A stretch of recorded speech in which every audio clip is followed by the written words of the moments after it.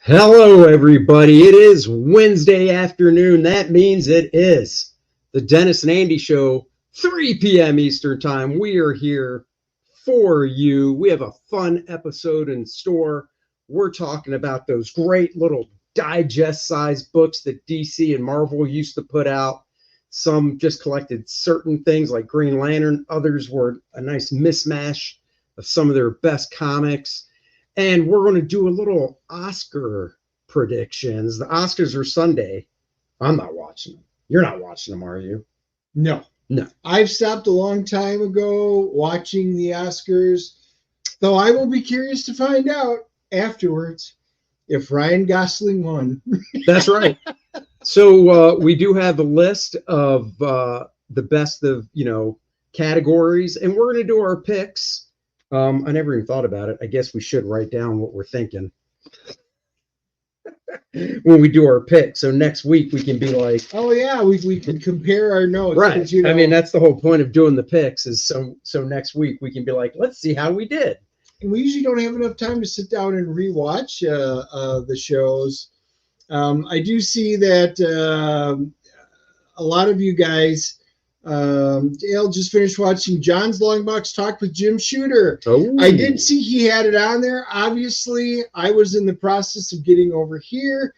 I will be going back and watching it. John's got a great channel, and I really did want to see it, but thankfully it will be in rerun, so I will be able to watch it. We got to try and get Jim Shooter. That's all I'm saying. I mean, John got him, and nothing against John, but I mean, come on. I worked at Marvel, not when Jim was there, but the still. Oscars are a farce, and we agree with you on this. Yeah. There is not much to them. Oscars, Grammys, Emmys, any of that stuff is just garbage. SAG Awards, Saggy Booby Awards. That's one I'd watch. Let's have a Saggy Tetons Awards show, like Susan Sarandon could be nominated for it. The Grouch. Love it. Cookie Monster is having a fit because his cookies are costing more. That's because C is for cookies. It's good enough for me. Yeah, it's because of shrinkflation. That's why. It has nothing else to do with anything. It's just shrinkflation. Well, we will find out. Cookie Monster's upset, but after Super Tuesday yesterday, maybe we're one step closer to getting some relief. That's right. Shrinkflation is the only thing I like about it is it gives me an excuse in the bedroom. I'm like, sweetie, it's because of shrinkflation. There's nothing I can do about it. Dan, Oscars are one big circle jerk. Yes, they are. If you're Hollywood, you can join them for that. Maybe put a Ritz cracker in the middle. Dennis looks like my ex-brother-in-law. Uncanny. Oh. I have been told I look like many people. So well, you never know. I'll take that as a compliment, maybe, even though it is an ex-brother-in-law. How long ago was he married and when? It could be. Sydney Sweeney gets nominated for the Golden Globes. Yes, she does. I got to admit, Saturday Night Live, the past couple of weeks, and I don't watch it, but when I'm on YouTube, Saturday Night Live wants people so bad that they put up like every freaking skit on YouTube, by itself. So I watched the Sydney Sweeney Hooters one. Oh, what's another good one? It was her and one of the cast members, and they were detectives. I didn't see that one. So the basic gist was they were interns, right? Okay. So they're playing the flighty girls that are always on their phones. Oh, like, yeah. Oh, my God, it's so easy. And Keenan, is his name Keenan? Yeah. That's been on there forever. He's a head detective, and he's talking to two other cops. And he's like, all right, we got these cold cases. One is this murder, blah, blah, blah. We really got to find this guy. And then you hear Sydney or the other actress pop up and go, found him. And they're like, what? Oh, yeah, it was really easy. I just Googled his face, went to social media here, and this is where he's at. And they solved like 3 cold cases. Just and like stuff. Nice. It was good. And then Shane Gillis had some great skits on his episode. So I'm amazed. I think they're putting good stuff on because they realize they're now insignificant and nobody watches them anymore. Yeah, no, nobody. I mean, come on, look. Who's hosting? Who's hosting? We know who it is. Yeah. It's what's his face, Mr. Late Night, that nobody can stand anymore. Yeah. Oh my God. I don't watch any of that stuff anymore. Yeah, but what's the dude's name from the Man Show? That's hosting. Oh, Jimmy Kimmel. Yeah, Jimmy Kimmel's hosting. Yeah. You know he's going to have some dumb, nope. Yeah, agenda-driven jokes. It's just going to. I know. Unless Gervais gets back on there, I'm kind of done. That would be funny. Paul, people used to watch the Oscars and complain about the length of the speeches. Now nobody watches. Because you're exactly right. It is always preachy. And once again, South Park does it better. Well, and I don't know if you guys saw this. I heard it. It was a video, the Michael Rappaport thing. Oh, yeah. Do you think you could find it? Throw it in a private chat. Yeah, I can. See if you can. Look. So Michael Rappaport, who has been known to go on these epic Trump tirades, is actually coming around, believe it or not. He was on one podcast a couple weeks ago, and they literally debunked the whole Fine People hoax, Charlottesville thing to Rappaport, and he had no idea. Dude had no idea that it was just a made up lefty thing. It's nice seeing this dude come around this way. And they actually asked him, especially with all the crap that he has said. Oh yeah. And they actually asked him who he would vote for. And he said that he probably would be voting for big scary orange man. So that is pretty freaking cool. I'm fine with people coming around. All right. I agree. Gillian Keeves. Oh my God. I was sharing so many videos with Dennis. Last night we watched one that I watched. Did you watch? I sent you the football one, right? Yes. We watched that on the Bros last night. Oh, did you? The show out. Did you? Oh, they were dying, dude. Yeah, and the Trump dating one, I even made my wife watch that. She didn't think it was as funny as I did. I really thought it was funny. That was great. He actually did a really good skit on Saturday Night Live where he got a pair of the Trump sneakers. That was hilarious. Oh, the gold ones? Yeah. Oh, that's awesome. Oh, yeah. They made a skit out of that. It was freaking hilarious. All right. Let me full screen this. Guys in the chat, you're going to have to give me a thumbs up on if you can hear this. For sound. For sound. I did click share audio, but we all know how that goes. So give me a I can hear it or whatever. Thumbs up or thumbs down. That's right. This is Michael Rappaport hosting the 96th Academy Awards. Michael Rappaport. Yes. Welcome to the 96th Academy Awards. Good evening to the million viewers at home, the 134 Israeli hostages who are watching us from the Hamas tunnels in Gaza. You guys have a lot in common with the beautiful audience we have here tonight. Neither of you have eaten in almost 4 months. Next year, I'm sure the hostage diet will be bigger than Ozempic. Months, which is actually the length of the first cut of Killers of the Flower Moon.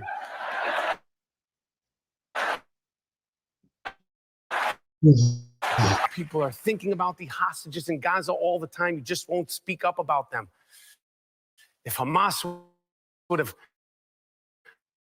attacked Israel and kidnapped all the dolphins, you'd be wearing dolphin helmets and throwing tuna fish at the podium. And God forbid Hamas would have raped the gender pay gap. Oh, man.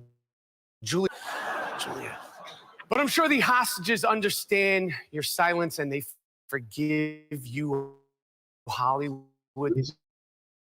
They know that speaking up for them could result in you losing some key fans in the demographic of 18 to 25-year-olds. Oh, yeah, I know. You don't want to mess around with those notorious. All right. We will pause it because it said my stupid internet. Well, it is. Oh, there we go. All right, let's try. I'm going to read. Scary Gen Zers, huh? They're far more dangerous than Hamas. Hamas would have attacked Israel and kidnapped all the dolphins. You'd be wearing dolphin helmets and throwing tuna fish at the podium. And God forbid Hamas would have raped the gender pay gap. Oh man, Julia Roberts would have ran into Gaza herself with an AK-47. Julia. But I'm sure the hostages understand your silence and they forgive you, Hollywood.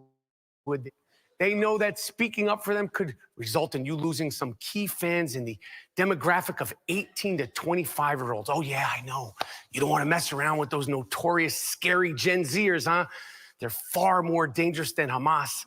They can kill you on TikTok, then kill themselves because they don't get enough talk. It's a scary, scary place. But it has been a really, really exciting year for Hollywood.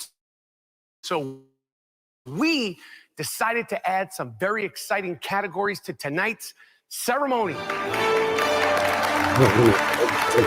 Who will win Best Actor who's made millions on playing a stereotypical neurotic Jew with back hair yet still won't show some solidarity award? Yes. And when you finally say something political, it's about the legalization of pot. What the fuck, man? You got to be on crack. Pick a drug, Seth Rogen. Did I say Seth Rogen? I'm sorry. I'm kidding, Seth. You're awesome, and your ceramics are fantastic. Museum quality. Get ready, MoMA. And who will win the coveted Best Unsupportive Actress wearing a black dress to protest sexual misconduct, but is too scared to wear a yellow ribbon tonight award? That's right, sexual misconduct. You know what I'm talking about, right? What the hell do you think is happening to the female hostages now? Hamas makes Harvey Weinstein look like Peter Pan. What's the problem, guys? Huh? And of course, who will go home tonight with the Best Actor who plays a dead Jew to get an Oscar, but will say nothing about actual Jewish babies that are still alive in captivity award? Yeah, by the way, the loser has to give back his fake nose. You guys don't deserve our schnoz. Yeah. What's the problem? Hey, get off of me. Come on. What is the problem? We apologize for this interruption. Will Smith, if you're here, would you please get on stage and give us a hand? All right. That was, I never saw the end of that. So let me close that. Nobody needs to hear that garbage. So for those of you I see in the chat, oh God, our video. I know. They that was not a reel, that was a comedy skit that he did. Is if he would host the 96 Oscars. It obviously was funnier than almost any of the other stand-up he's done over the last 5-6 years. So that was very interesting. All right. Well, in other news, because when I share the screen, we're not as fuzzy looking. You know, that little bit of fuzz because my internet actually makes us look better, guys. So you appreciate it. So in case you're wondering, we have rainy weather here in Charlotte today. And what does that mean? That means internet here likes to just go to hell. So it'll drop in and drop out. Wow. Not a whole lot we can do. Call AOL. I don't have AOL, Rich. So this is funny. I saw this. Wait, don't laugh. A buddy of mine, and I will not name him, but this is no joke. A friend of mine, his email is still AOL. Nothing wrong with that. But the fact that he still pays every month for it is the problem. And it's not Bud. Just to say. Not. I knew you thought it was Bud. I did. It is not Bud Root. Whoa, so there's two people that still. Well, no, because Bud doesn't pay for it, I don't think. AOL. I know. I'm going to have to ask him next time I see him. No, I don't think Bud does. But my buddy, I'll give him this. I'll tell one more hint. He lives in California. He still pays the AOL monthly fee. He is not a raging lunatic lefty, though. So AOL is still in existence, not in the form that it was back when we're thinking about it, but yes. And there are some people that still have AOL. Yep. Oh, Rich Netzer. I remember Netzer. Oh my God, Rich, you're old like us. That's why I like you. That's right. So here we go. Dakota Johnson is opening up about Madam Web. The actress detailed her feelings about the Sony Marvel film flopping at the box office and getting bashed by critics and fans as one of the worst modern superhero films ever made. That's right, guys. In case you missed our review, Dennis will watch Green Lantern over Madam Web. And now I'll watch Green Lantern over a number of movies, but Dennis really hates Green Lantern, but he hates Madam Web even more. So let's see. As she's previously hinted during the movie's publicity tour, Johnson said the project's CompuServe, oh my God. The project script about a paramedic with psychic powers was radically changed from what she originally read. But in retrospect, Johnson also felt like she perhaps isn't the right choice for the comic book movie world, even though some critics thought her line readings in the film were the best thing about the movie. Let me tell you, if a critic says your line readings were the best thing, that's really still not a compliment, because you'd rather have the critic say your acting was superb, not your line readings. But that tells me, this confirms, and everybody said, oh, it's just rumors, it's just garbage, that she signed on when she read the original script, right. And that the original script was completely different from this garbage.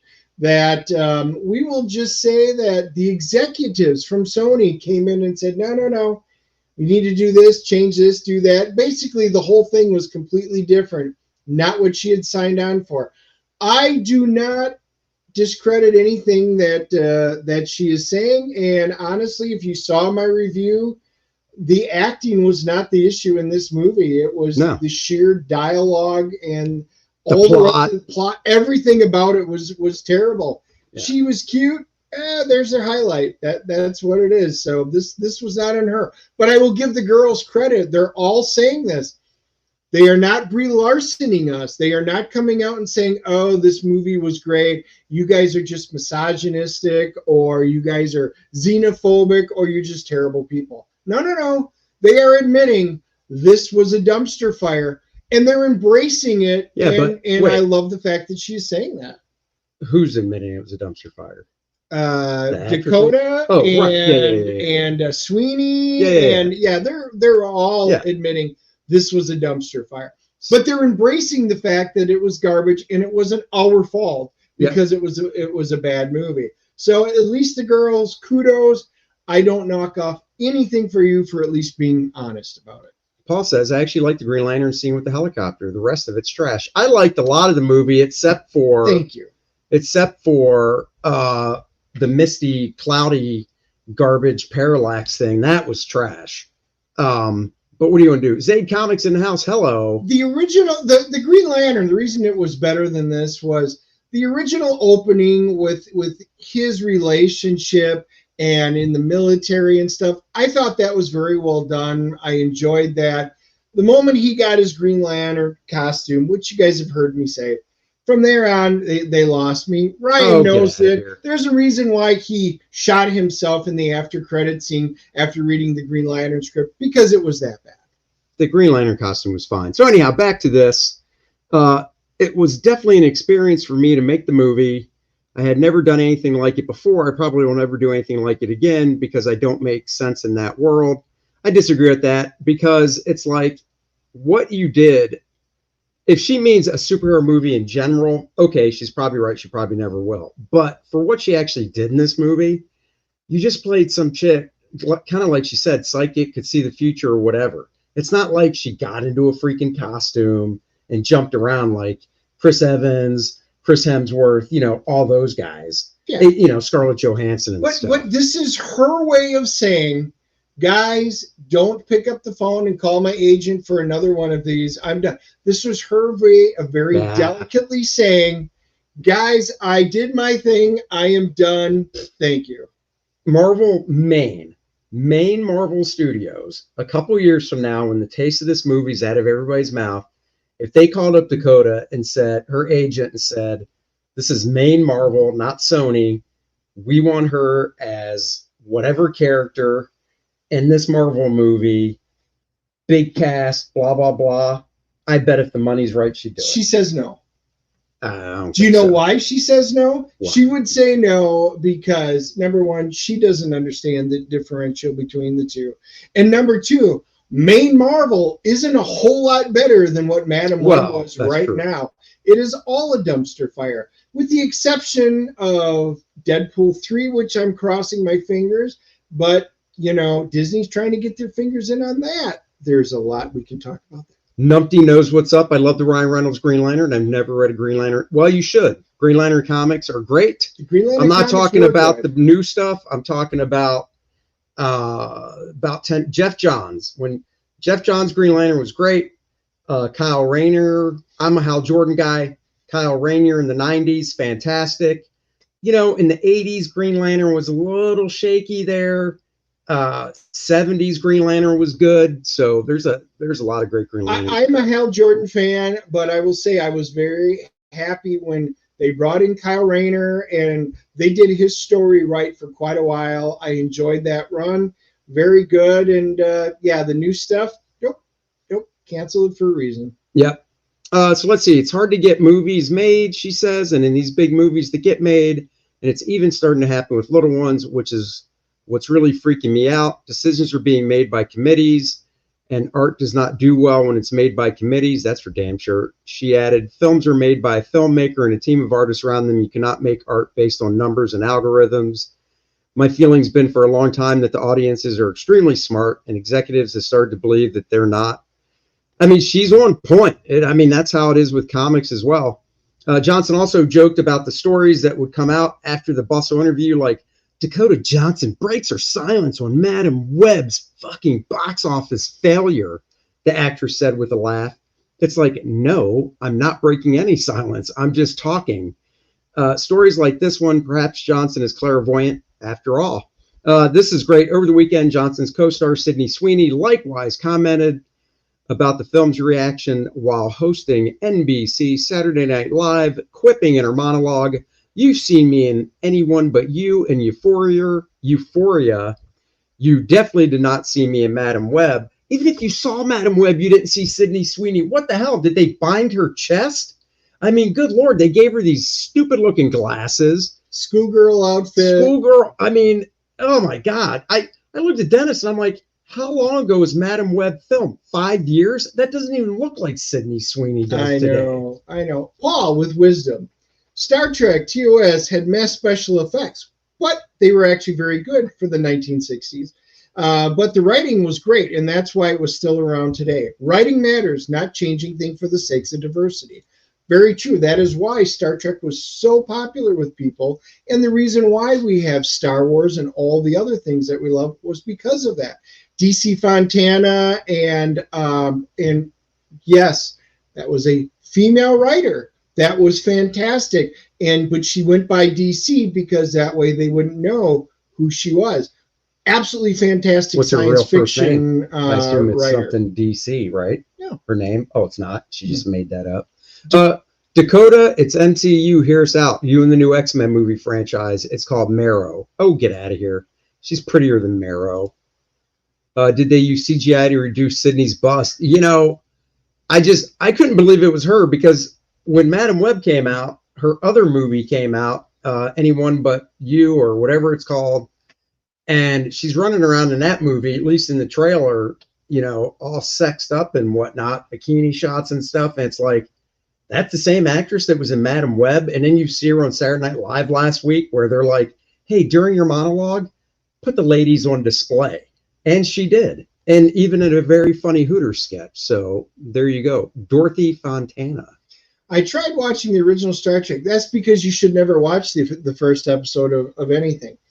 Do this. For those of you who really want to give it a shot. No, I'm this just serious. in. Dennis says Star Trek Season 1, Episode 1 blows shit chunks. Don't watch it. So did The Next Generation. Counter at Farpoint. Oh, yeah. But guys, do this. If you really are interested in what good science fiction was, just maybe Google the top 5 or 6 episodes of Star Trek TOS and watch those. I got my nephew to do it. He loves it now. He's watching them all. There's a few that were kind of hit or miss, particularly later on in the season. Spock's brain being missing, stuff like that. But, you know, there were so many really great episodes, Trouble with Tribbles. So anyway, guys, it is worth doing that. Gnomsky says Sweeney's boobs are immaculate. Don't think I've seen a better set of naturals. LOL. You know, for a kid that's 27, I got to say, she is young enough to be my daughter. She's actually half our age. And you do have a kid that age, so. Yeah, you're not helping any of your cases here. I'm just saying. See? Give it a shot. And they also released a special enhanced edition with updated special effects, much like Star Wars did. And I like the originals because, you know, they used the best of the technology in 1966, 67, and 68. So it is what it is. Let's get on to the topic. We're going to talk about some digest books. We've got another camera set up so we can flip through these right here. So don't worry, you'll be able to see these a lot bigger. Here's a Green Lantern one that my pal here got me as a gift. Got a little Walt Disney comics. Not only does it have their funny characters, but it's got Zorro, and I think it might be by Toth. I'll have to see. Another Green Lantern. But we've got newer stuff. Well, I shouldn't say that new. This thing I'm holding here came out in 2001. But Marvel did try it with Avengers, Knights of Wundagore, and this baby's all in black and white. Little X-Men action. Conan, the movie adaptation. Flash Gordon. We're not going to flip through all these, but we'll definitely flip through some. I went on a buying spree and just picked up a couple Supermans right here. So we're going to look through some of these. Dennis brought a few in. I did. The Incredible Hulk, and I only brought a couple, but this one is cool, and you guys will be able to see it. We'll put it underneath. This is the very first one my wife ever got me. This would have been back in the early 90s. It's German, and it did a reprint, and she brought it back when she was over in Germany, and it's awesome. Yes, I have all the original issues, so I can sit down and read it and know what it says, because I do not speak German. But I do love and collect foreign books. That was a great one. German X-Men. As Dennis told me when he pulled it out of his bag and showed me, he said Hitler approved. And I was like, whoa, buddy, let's back off there with that, okay? Not on the show. To the camps you go. Not me. Yep. All right, let's switch cameras here so we can look at some of these. Mexico. Mexico. There you go. Look at that. My beautiful fingers, if you will. Oh, yeah. I can lose that so we can see it better.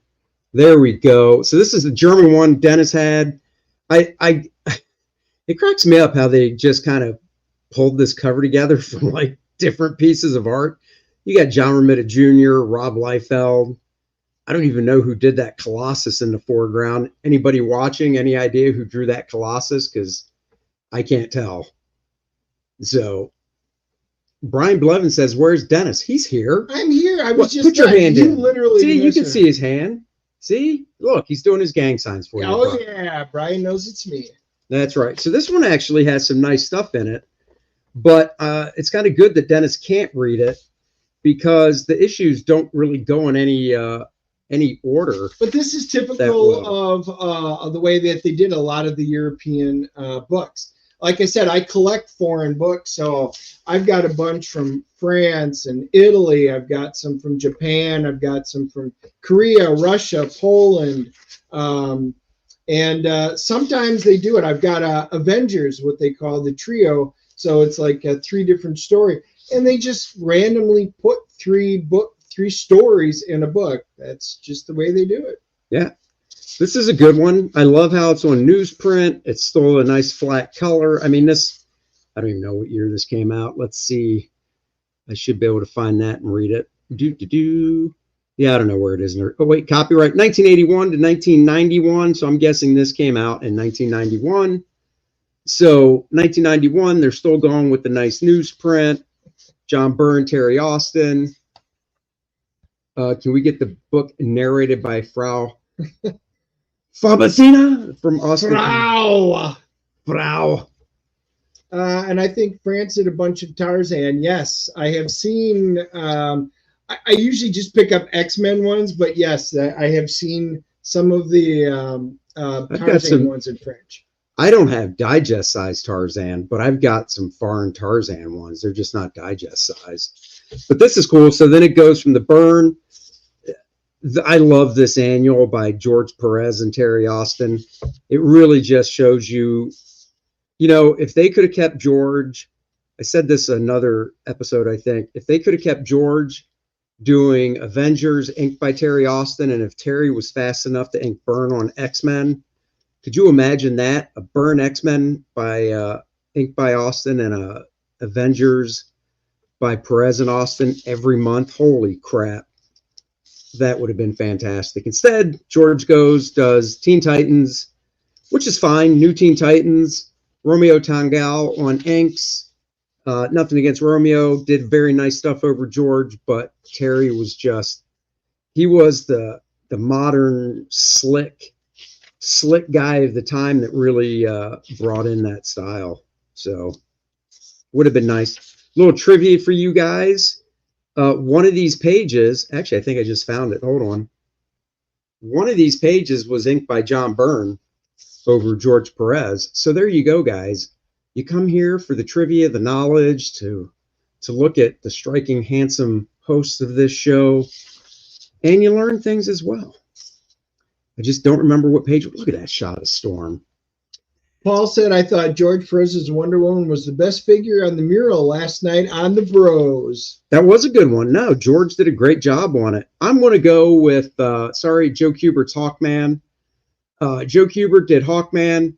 It was on the left-hand side, and you really got the sense that Joe was like, look, I'm going to contribute, but you're not cropping what I draw. Because a lot of those figures were cropped and covered up with the overlapping, but Joe's wasn't, and I think Joe probably laid it down that way. Guys, Randy Howell, thank you for posting that. I was going to mention it. Go over to GoFundMe if you do anything. Click the link. Graham Nolan's daughter, Becky, and her husband and their dog are homeless. Their apartment building, it was only a small 6-unit apartment building in New Hampshire, totally destroyed by a fire. They lost everything but the clothes on their back in their car. So Graham started a GoFundMe. I know that they met their goal, but it never hurts because insurance takes a long time to pay out. So if you can share it, sharing is caring, and that's just as good as donating. And if you can donate $5, just donate $5. You hear people say, yep, what's $5 going to do? Well, 5 times 20 is 100. And there you go. Plus, so, they're having to do everything out of pocket right now. Yep. Rich is back. He goes, I learned Sweeney did a Hooter sketch and had to go watch it. See the things you learn on the DNA show. That's it's right. Fabulous. I did ask Dennis. I said, Dennis, could you imagine if the house is going up in flames and you've got to make a decision between Luna, which is the cat that his daughter has that was at the house for a while, or your prized comic book? How hard would it be knowing you'd have to leave that comic in the fire? And Dennis was like, what? Luna's cats have 9 lives. That cat will be fine. As he struts out of that fired house with a comic in his hand, and the screams of the cat can be heard in the background. Have you already discussed the train wreck? What that was the show right. last night. It was almost like watching Star Wars Episode 8, The Last Jedi. So back to this, we did not. That show was fantastic. Yes, Randy, show that one by Randy, the 7 p.m. Eastern. It's right above Paul's. 7 p.m. Eastern live draw stream on Graham's channel tonight. We're going to auction off the drawings with all the proceeds going to Graham Nolan's PayPal account so he can shoot it over to his daughter. So be there. So back to this X-Men. You got the George Perez annual. It's mostly John Byrne stuff. You got the Hellfire Club. Oh, man, I remember this issue with the angel flying down. Just John Byrne just was so great on this. But then you've also got, you've got Dave Cockrum when he came back to the X-Men after Byrne left, inked by Joe Rubinstein, who I think was Dave's probably Dave's best inker on this stuff. Just great stuff. So that's that one. That one's, hold on, just to show a little size difference. It's a little bit bigger, you can tell, than this DC Digest. Not by much, though. Definitely thicker. They never did anything like that over here. Bastards. They should have. But you can tell I hunt these down at conventions. I love looking for these. Andy would rescue his original art first. I mean, you say that like it's a bad thing. Kids, wife, nah. Art. Hey, my kid and wife have legs. My Art can't get up and run out of the house. Jesus, I'd be like, get up and run. So this Green Lantern one is all Green Lantern. Table of contents, Green Lantern number 1, 5, 16, 12, 53, 40. And then a nice Rogues Gallery, cover art, Dick Giordano. So also a smorgasbord of Green Lantern. Yeah, kind of a best of. Green Lantern, Star Sapphire. So really, really nice stuff here. Really nice early Gil Kane. Once again, newsprint goodness. Another Green Lantern one. This one is all the Neil Adams. Well, not all the Neil Adams stuff, but it's 81, 82, 84. And then there's actually some backup stories in here, which I don't believe those backup stories are drawn by Neil. Let's find out. I haven't looked. Oh, yeah, they are. They're the ones that were drawn by Neil. So, yeah, so this is, you know, if you're a Neil Adams guy like me, I've got all this stuff in original and reprint trade paperback and different forms. So that's a great one. But then they also did smaller companies. Trying to see who even put this out. Tom Doherty. It's a Tom Doherty Associates book. Flash Gordon. Flash. So there you go. Al Williamson, guys. Now, if you ask me, and all this stuff is reprinted from 1966, 68, I would prefer to see all these digests in beautiful black and white. As an artist, you can just learn so much from this, especially Al Williamson, who does a great job balancing the black and white space in his work. And in this, instead of reprinting full pages small, these panels are probably printed the size they were in the actual comics. They just spread them over a couple pages. 21 likes. Oh my God, we might have to pull up that Hooters sketch. You know, I'll look for it while you're going. 116 people watching. We're going to find that Hooters sketch so you guys can rejoice. It has got to be. It reminds you of Saturday Night Live of old when they actually cared about ratings. Maybe they're going back to it. So anyhow, Flash Gordon here. Like I said, very, very nice stuff. Al Williamson just kicking it like he does. Pencils and inks. Just beautiful work. Some of these go for a lot of money. Some of these are pretty affordable. It just depends on if you're a condition hawk or not.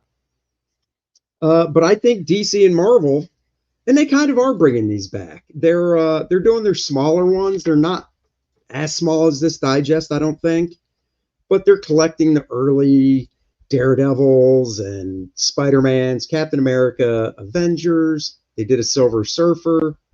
I just can't remember the line of the book they're calling for those reprints, but they are nice. The problem is they're on very slick paper, and God, it just doesn't hold up as well. It needs to be on. Those are they're reprinting their original stuff from 60 years ago, 58 years ago. Put it on newsprint. Yeah, it should be newsprint. And guys, I did find the video, so stay to the end of the show and we will show it. So there's a bit of a teaser. That's right. We will show the Sydney Sweeney SNL Hooters skit at the end of the show. Dennis doesn't own this one X-Men book. He's very jealous. In fact, before the show started, I looked over my shoulder and he was trying to shove it in his backpack. And I was like, well, no, it's for the show, not for you to take home forever, like my Jawbreakers that he still has in my broken #1. So anytime Andy misses something, it's because I took it. So this has great stuff. Now this is the same thing. They start with giant size #1. This is the only time you'll see a full page reprinted because it's the splash. Other than that, pretty much goes through the book and reprints the stuff at the size it was probably printed in the comics, or maybe even larger. You should check that out. Rivals Dale Keown's work. Check what out? What'd I miss? I did enjoy the Hulk Digest that came out in the 70s. Oh, well, do we have a treat for you if it's the one we're thinking about? We'll show it. So Giant Size X-Men #1. No reason to page through this. Once again, it is in gorgeous black and white.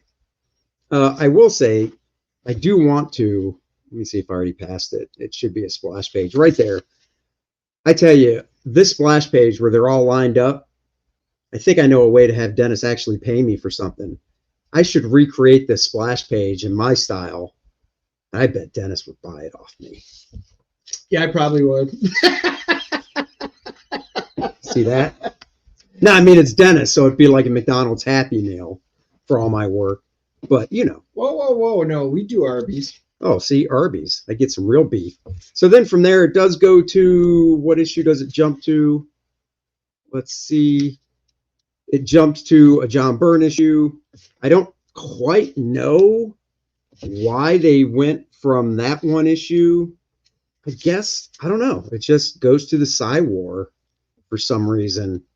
It's weird how I'd like to have been in the room when they put these together to have them, you know, what their thinking was. Let's bring out this treat and let's find out if this is what they were Kaboom. talking about. Right here. So this is, let's see, I had a digital of Arcade's first appearance as a kid. Oh, Digest. I'm sorry. Digest. Probably the same series as the one on screen. Probably. I love these digests. So, Paul, let us know if this is the one you were referencing or if it's a different one. So this, I believe, it doesn't say volume 1 on the spine, but I have one of these that says volume 2. It's from the same company, Pocket Comics. Now, it's probably hard to read, but it's Pocket Comics. And it's 1 through 6. This is 1 through 6. And mine picks up right after this because there was only the 6. And then they put it, what was it, Tales to Astonish or something is when they ran new ones before he got his own book again. Or before it picked up with 100. Yeah. Or 101, whatever. So this is great. This is the Jack Kirby stuff. You know, of course, if Dennis was a real friend knowing that I have volume 2, you'd think he'd give me volume 1, but he's not because he's a, you know, he's that way.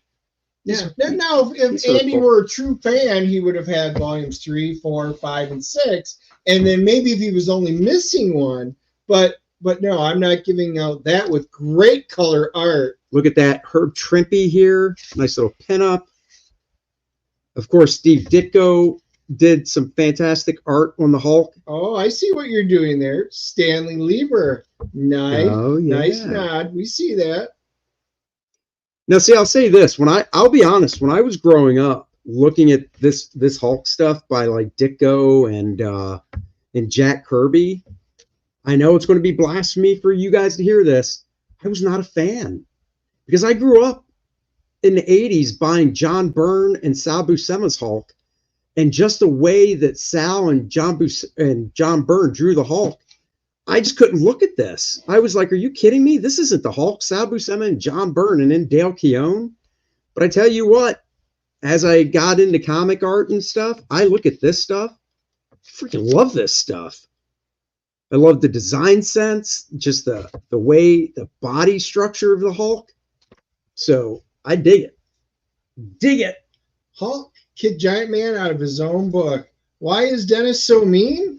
Well, you're friends with Andy long enough. You turn mean too. Just saying. Get off my lawn, you whippersnappers. I love Hulk 181. Whoever the artist and writer was there. Oh, that was Len Wein and Herb Trimpe. And Jack Abel on inks. Not the first appearance of Wolverine. The first appearance of Wolverine is Hulk 180. Still boggles my mind why that one isn't the most expensive. If it was a little headshot, I can understand. It is literally the last page of Hulk 180. Full figure, Wolverine jumping at you. But apparently 181 is the precious one because he's in the whole book. So, yeah. Once again, another book I don't own. Dennis does, and he teases me with it every day. It's literally on display whenever you walk into the man cave. It's there, and it taunts him. It does. So this I found just recently, paid $20 for it. I don't even keep it in a bag and board. It is the adaptation of the movie, which I also have in the comic book form. And I have the 2 comic books that they actually did. This one pretty much reprints the panels the size they were printed as well. And I got it because it's great. John Buscema in black and white. The magazine. Thulsa Doom. I just Doom. loved I just saw it up there, man. It's just, that is good stuff. Marvel Special, the magazine that came out first, was actually hand colored, the old blue line style of coloring. And then when they reprinted it in a comic book, it was actually flat colored. And now it is, they did a black and white. So that's why I have all the different versions, just to show. Look at that. John Buscema, the guy was just a master of anatomy. He was. Herb Trimp was fantastic. Love his monsters. Herb Trimp, Jack Abel. I think Jack's probably my favorite anchor. Didn't Herb also do the Shogun Warriors? Oh yeah, Herb did Shogun Warriors. Loved him in that. That's still one of my favorite series. Who did Transformers? Herb didn't do Transformers, I don't think. Because were they at the same time? No, Transformers. No, they weren't. You're right. No. Yeah. So anyhow, was a lot later. This is some beautiful stuff by Buscema in black and white. You got the big snake. You got some great horsies, great battle stuff. Another great one. Marvel, of course, doing the Avengers Knights of Wundagore. The only reason I picked this up, because they do have the original issues. Guys, look at that, black and white. You got John Byrne being inked by Gene Day at first. And this thing collects, how many issues does this collect? It's a bunch. Let's see. I would too, Past Master Dan. I'd What's put that? John's Conan on the side of a van. This collects 9 issues. 9 issues, black and white, $7 20 years ago. Look at that. Fabulous shot. Now see, if I recreated this page, Dennis would go, well, that's cool. And I'd go, you want to buy it? And he'd go, no, it's the Avengers. It's not the X-Men. Yeah. Oh, really? no. Really? That's just goes without saying. And then, guys, I learned something pretty neat on Rob Liefeld's podcast. Herb did Transformers too, we learn. See? And Herb also did G.I. Joe. Herb was like the license guy for a while there. Here, Eric, so Trimp worked on a few issues of Transformers. Yeah. He did more on G.I. Joe. Yeah. So this got Klaus Janson, Gene Day, I believe Dan Green inks. So this is great from an art standpoint because you get to see John Byrne inked by, do you guys, what's Joe asking? Do you guys also have mini books? I only have 1 or 2. Dennis has a few more. Yeah, I do have, by the way, the Star Trek photo novels, way back when, I think from the 70s. I will be doing live streams on my channel at. So for those of you that don't subscribe to me, hit my YouTube up at Dennis Turner, and I'm going to be doing go-throughs of probably flip-throughs of all of the photo novels again for you Star Trek fans, because I own them all. Now I got to see who inked this one, because that Scarlet Witch, I remember when this came out, looking at that and just thinking, holy crap, the lighting on that figure, and then just the great inking and stuff. And I want to say it was Dan Green, so let's see if I'm right. Dan Green, sure am. And there's also this beautiful shot, I believe it's this issue right here. Do you own these issues, Dennis? I bet you do. Don't lie to me. You own them. Which one? These Avengers, 181 through 189. Yeah, I should have them. I knew it. At least bulk of them. I don't know I have every one of them, but I got a lot of them. Beautiful shot of the Quinjet flying.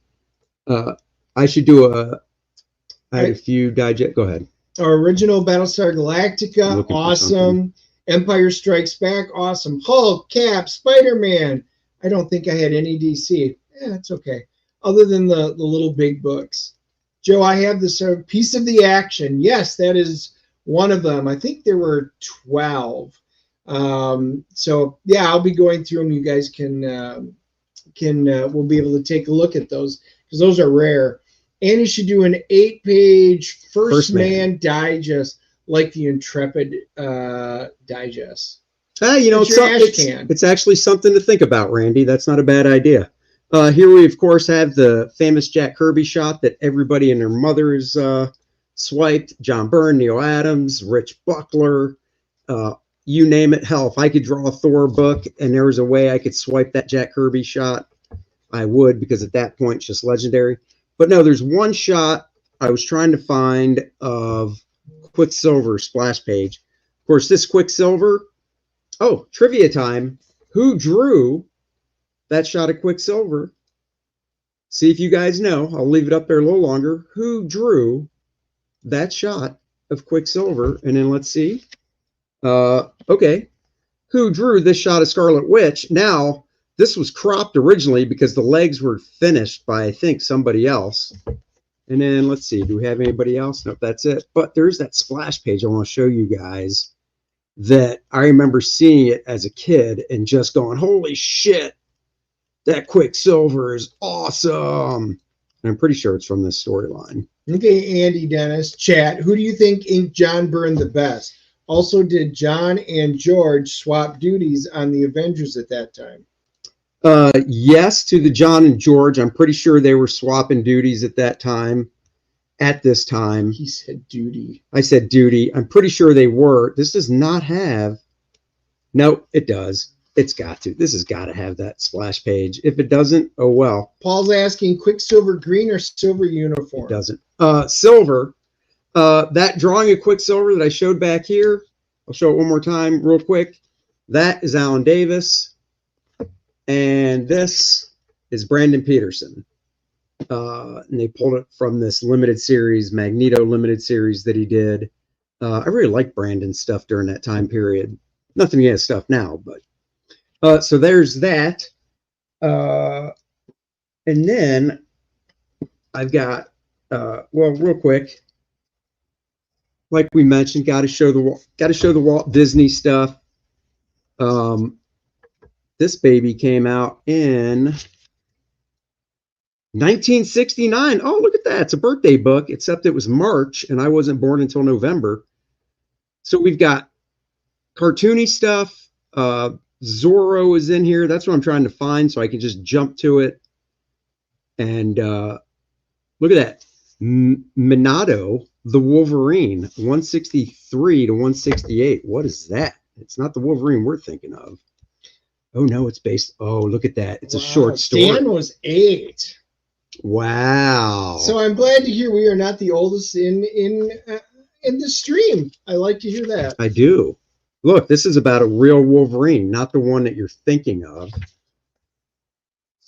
But it's the Zorro job. I want to see if it's Alex Toth. But no, I picked this up at a flea market. It was $1.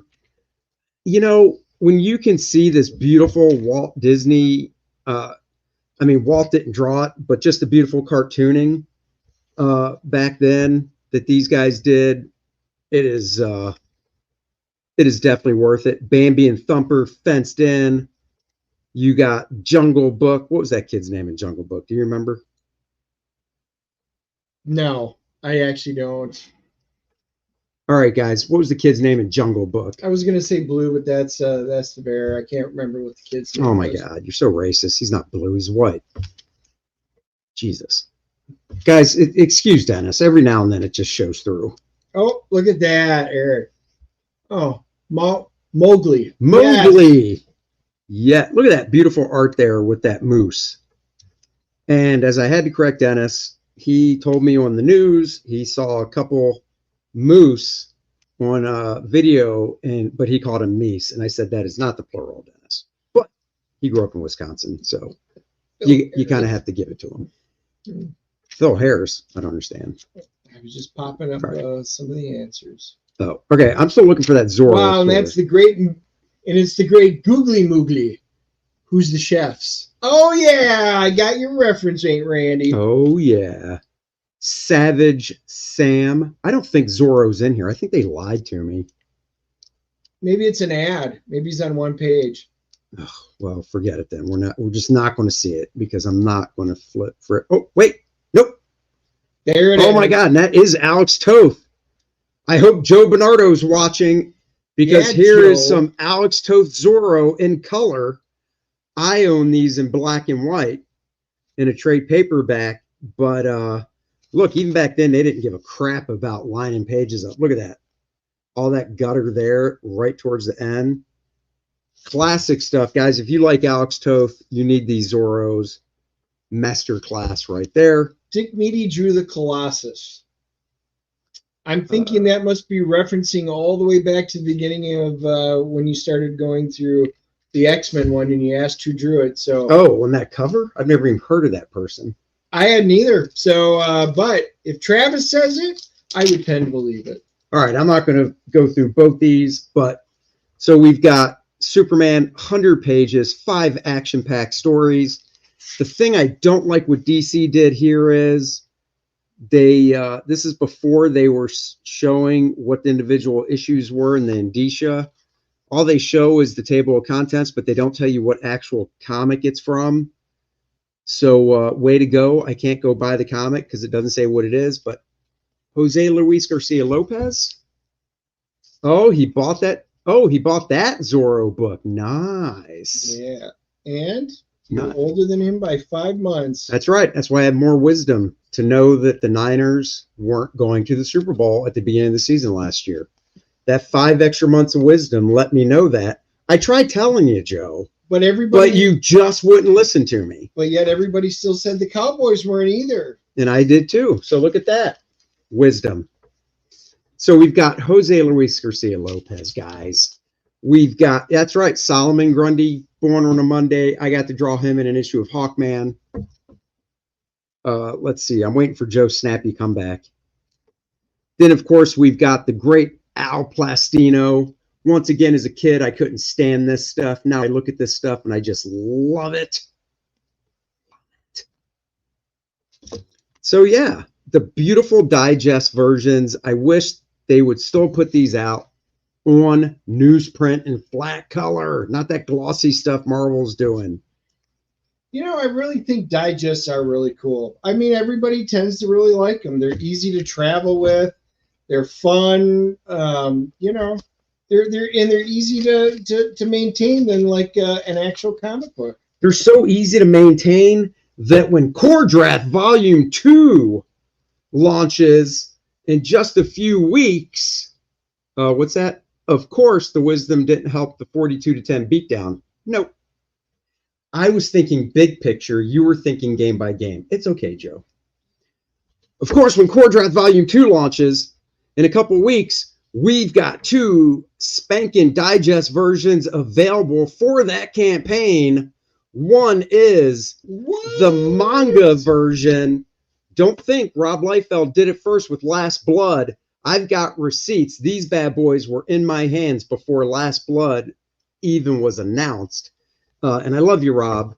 Black and white manga version. I know the camera, it's probably a little hard to see. All the gorgeousness of Kor-Drath with, I don't know if that helps, but it's got the tonal pattern to it, the dot screen pattern, zipatone pattern. It is a PG-13 version. So when you get to page 9, it's toned down for the 13 and 13-year-old crowd. There you go, Kor-Drath sign up. No nudity in this version. So guys, this will be part of the next campaign. So you definitely want to get this. That's the manga version? That's right. Beautiful. Look at that. Look, there's Graham, as we call him in the book. Here, it's hard to tell. A little art to bears in this book as well. But wait, there's more. But wait, a little bit bigger of a version, so you can see the difference. Little bigger, but still not the size of a comic book. Full color. And once again, you get to the Bow Chicka Wow Wow page, as we like to call it. It's edited for the younger generation's pleasure. Everybody can take this to school. We had a lot of feedback and people wanting nice versions that are school friendly because they love the story. There it is. Yep. Dennis's daughter is a school teacher, and she said, I would love to take Kor-Drath to show my students. Middle school, right? Yep. She teaches middle school. And she's like, I'd love to take it, but unfortunately I can't. And we're like, the violence? And she's like, no, that's sexy sex page. So we made these versions so she could take it to school. Plus, And kids like to travel if they're going on. that's right. They don't have their electronics or whatever. You know, they like the travel sizes to read and stuff in the car. And besides, wouldn't it be better on a trip to have your kids reading a great book like this versus watching YouTube or TikTok? You got Bud Root story in it. It's the exact same book, just smaller. And even in the manga version, we've got the Bud Root story in the manga version as well. Yeah, so you're not missing out on anything. Not missing. Even got the ad, but come on, guys, the ad, it's full color because, you know, the cover, full color. Yeah. So had to do that full color. Besides, can't wait to see what the next ad is. Oh, yeah, that next ad's already done. We're working on the campaign, getting it ready to launch. Let's switch back because, you know, I know you guys are missing our pretty faces. We know our wives do too, but we're here. We will have done so many of these shows by the time we leave this mortal coil that AI will be able to just produce a DNA show every week, or even after we're gone. Is it AI right now? Oh, is it? Do I have 6 fingers? I do not. So I'm not AI or She from Billy Tucci's first issue of She. And just as an FYI, in the private, buddy. None of that. I did put the Hooter skit from Miss Sweeney. Uh-oh. You know what time it is. Do-do-do-do-do-do-do. Let me pause it. Let's make sure we got sound. We should have sound. No, I gotta. That's a good question. All right, guys. I'm going to share the screen and play. Let us know if you can hear it. If you can't, then I will have to, I'll have to restart it. Oh, look, our internet does what it does right when we want to play a video. Oh, my God. You've got to be kidding me. You've got to be. You know, Spectrum, there's a reason why I dumped you. All right, well, we'll try it anyhow. Well, hey. we can chat for, there we go. There we go. All right. Let me know if you guys can hear this. All right. 36,000. Those are great tips. That was hilarious. All right, guys. We need to quick go through this. We're not doing every stinking category. No, we'll just do the important ones. We'll just do the important ones. You know, you should pull up a email draft or something to type out our answers so we don't forget. I don't want to write stuff down. Writing's lazy. You're so lazy. All right, fine. I'll write stuff down. Just because you don't know how to type fast. I know. You probably don't have pens or pencils. I mean, it's only an artist's studio. Why would you have devices that actually write on paper? Because, man. All right, let's see. Starting off with actor in a leading role. So for those of you who joined us late, we are going to do we will not be watching it, but we will be doing our Oscar picks. All right. So actor in a leading role, we've got Bradley Cooper for Maestro, which I did hear was really good. I think it's on Netflix. Coleman Domingo for Rustin. That's right. Get yourself a DNA shirt. Paul Giamatti, The Holdovers. Cillian Murphy, Oppenheimer. Jeffrey Wright, American Fiction. I am going with now when I do my picks, because I will not be watching this sham of a award show, but I'm going with my heart, with who I want to win, not who I think will win. I am going Paul Giamatti. That is a great choice. It was a great movie. He was fantastic in it. And you were going with who? You know, because you went with him, that was probably going to what I was leaning towards. I will do Oppenheimer, so I'll do Cillian Murphy. Cillian Murphy. All right. Next on the leaderboard is actor in a supporting role. Dun, dun, dun, dun. Sterling K. Brown, American Fiction. Robert De Niro, Killers of the Flower Moon. Robert Downey Jr., Oppenheimer. Ryan Gosling, Barbie. Mark Ruffalo, Poor Things. You go first. I know who I'm picking. I am doing Ryan Gosling in Barbie. Are you? Wow. I absolutely am. I know the crowd, and he was the best part of that movie, hands down. All he wanted, Ken needed a little respect in this world of Barbie. All right, well, I'm going with Robert Downey Jr. He was really good in that. I'm going with Rob DJ, because that's how I wrote his name down. Actress in a leading role. My God. First they get the right to vote. Now they get nominated for awards. What the hell is next?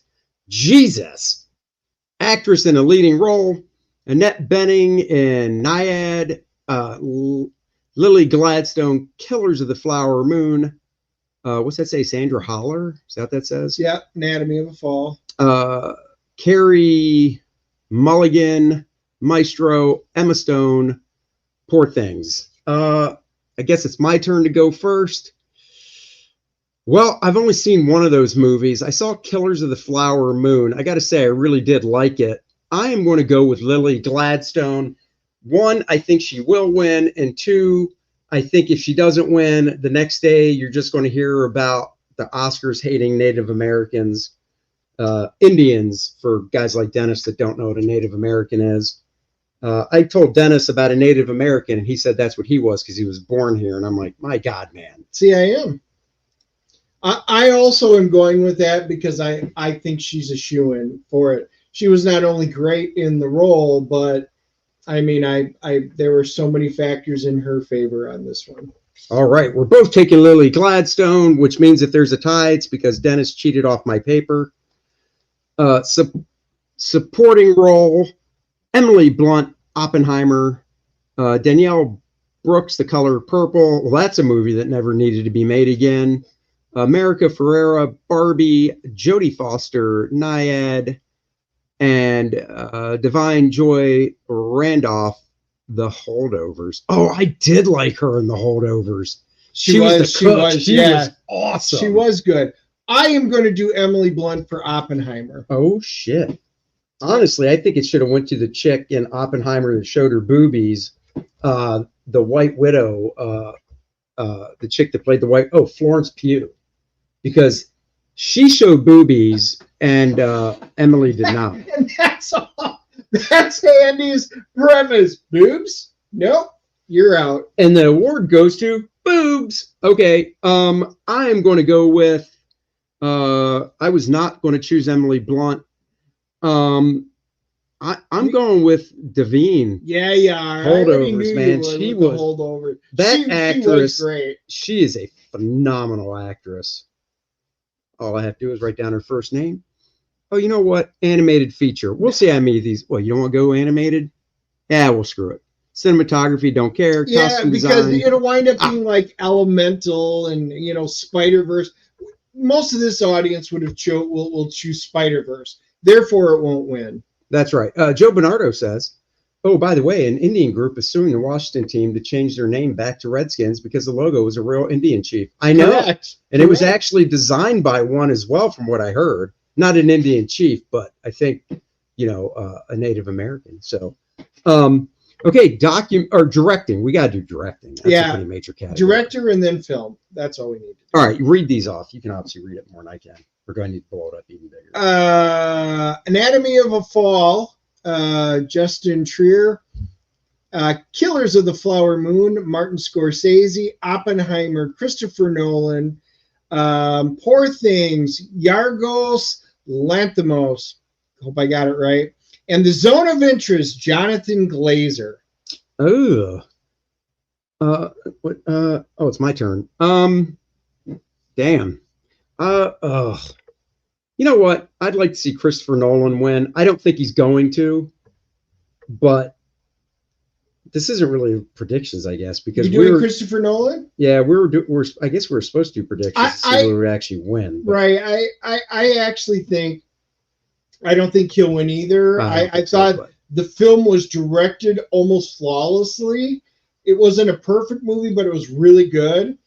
I think it will be Killers of the Flower Moon. I think it will be Martin Scorsese. See, I I'll remember this too, just because of the name. I wouldn't be surprised if it's that Yorgos Lanthimos. It could be. We'll put down Martin for you. Yeah, well, you go ahead and do that, because we will see. If it is Yorgos, that poor thing's just. Ugh. All right. That didn't look good at all. For the film. Documentary, don't care. Film editing. Yeah. Thanks for doing your job. International feature film, don't care. Makeup and hairstyling, get out of here. Music, you don't care about music, do you? Nah, and besides, it should be Oppenheimer, because that music was absolutely perfectly set with the movie. Best Picture, American Fiction, Anatomy of a Fall, Barbie, The Holdovers, Killers of the Flower Moon, Maestro, Oppenheimer, Past Lives. Let me just make sure there's not more than that. Oh, Poor Things, The Zone of Interest. My God, the list is huge. It doesn't. Well, yeah, it's your turn actually. So you go right ahead. You know, I'm torn, because a couple of them I just thought were brilliant, but for completely different reasons. I loved Oppenheimer. I think it was visually one of the greatest movies I have seen. It was fantastic. I don't think it'll win. I just don't, because No, I don't think it will either. I'm going to go with my heart favorite, which was The Holdovers. Damn it. I love that movie. It was such a surprise, and a low budget, absolutely great human story. So that's what I'm going to go with. Okay, so we are both taking The Holdovers for the win. I thought that movie was fantastic. I'm kind of sad I didn't see it in the theaters. It's not something you needed to see on the big screen, but it was such a good movie. When a movie is that good, I kind of wish I did see it on the big screen, but I did not. I'm hoping Oppenheimer wins. I just don't think it will. I think it'll be one of the other ones. Yeah. And I think The Holdovers is the best shot at it. No, I hear you. The next best shot is Kor-Drath the Awakening. That's right, guys. Kor-Drath the Awakening, the epic next volume in the Kor-Drath saga.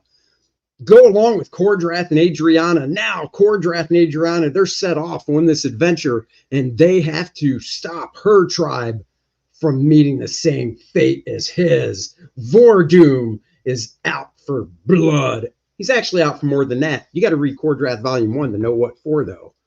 But if you sign up, you will get this beautiful Adriana.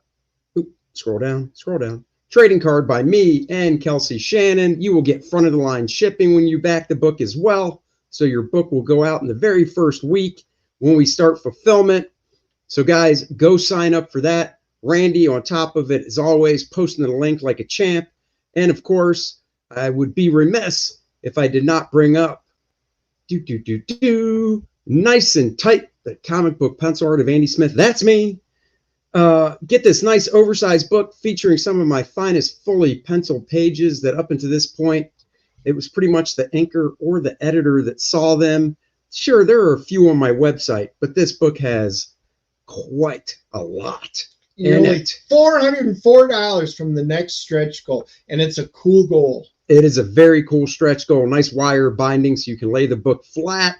You can get yourself a trading card. Of course, if you signed up and backed the book, you'll get that trading card for free regardless. Check it out. The campaign will be closing before Kor-Drath launches the first weekend of April. So there's the time frame, guys. I've put the book together, ready to go to the printer. Now I'm working on putting together the sketchbook, 64-page sketchbook with 20 new pages of art in it. So even if you got this sketchbook already, this volume is going to have 20 more pages of good stuff. So guys, go check that out as well. And we will be back next Wednesday. And I believe that is the 13th. And I think we might have a guest. We are working on some technical issues. We hope it'll work out. She is traveling. It's a fantastic guest, so stay tuned. If it works out, then I will be posting it.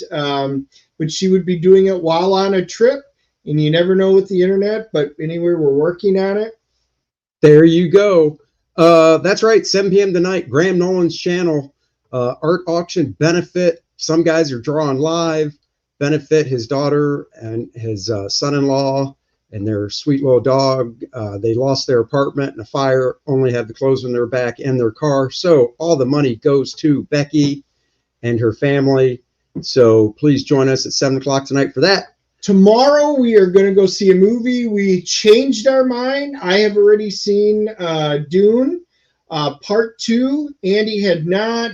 He's decided he wants to see it. So I'm going to go back to see it for a second time. I will give you a hint. That means I enjoyed it a lot because I typically don't see movies twice. Although I did also this weekend see Ordinary Angels with the other rest of my family for the second time. Also a really good movie. The only movie Dennis has watched more than probably his favorite Star Trek, and this is kind of weird, and I feel creeped out that I let him borrow it, is my wedding movie video.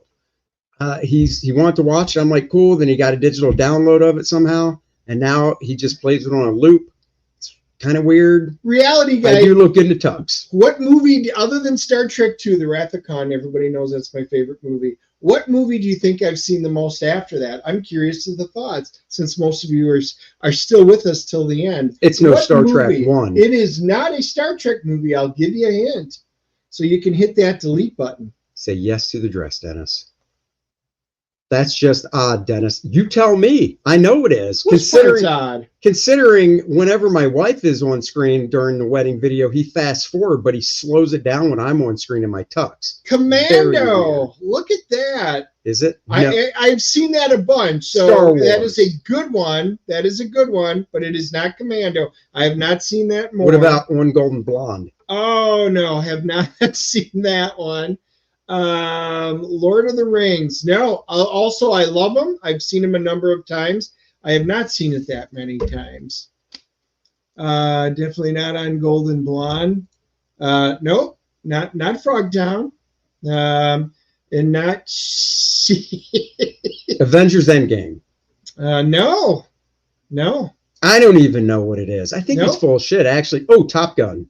It is. Damn it, Andy got it. You guys. Oh shit! Die Hard. We watch every Christmas. That was literally a shot in the fucking dark. I had no idea it was going to be Top Gun.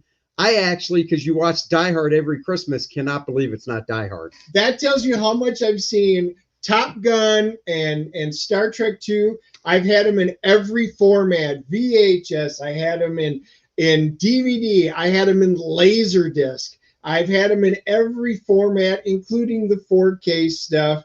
Yeah, Top Gun. You're going to ask you. I already know. See, Paul. Top Gun, really? Right? It is. And then Maverick came out 20 years later, and I was like, it won't be as good. It was better. I've already watched that a number of times. I loved it. I absolutely loved it. Well, there you go. I know. Top Gun is a good one. All right, guys. We will be back next Wednesday, Friday morning for the movie review of Dune Part 2. 2 hours and 45 minutes. This movie, it better be freaking good. That's all I'm saying. Top Gun, oh my God, you're on, brother, over 50 times. You know, Joe, when you come here, I know you're staying at Dennis's place. I'm sure you and him will be nice and cozy in his new king-size bed. 50 times? Dude, you're not even scratching the surface of how many times I've seen it. Oh, my God. On that note, thank you so much for joining us. Like, subscribe, share, hit the notification bell. Booyah. Let everybody know the Dennis and Andy show is here for you every week at 3 p.m. Go check out the Graybeards, then Graham Nolan's channel for the art auction. And that is all. Bye-bye, everybody. Live long and prosper. I didn't see a gang sign. That's because I did it. Nice and Tight, the comic book pencil art of Andy Smith. That's me. This book features 52 pages of some of my favorite full pencils that I did for other companies over the past 2 decades. The raw pencils as they were seen by the inker, and now you can see them for the first time. This book also comes in a digital format so you can practice your inking in your favorite program. Back it today.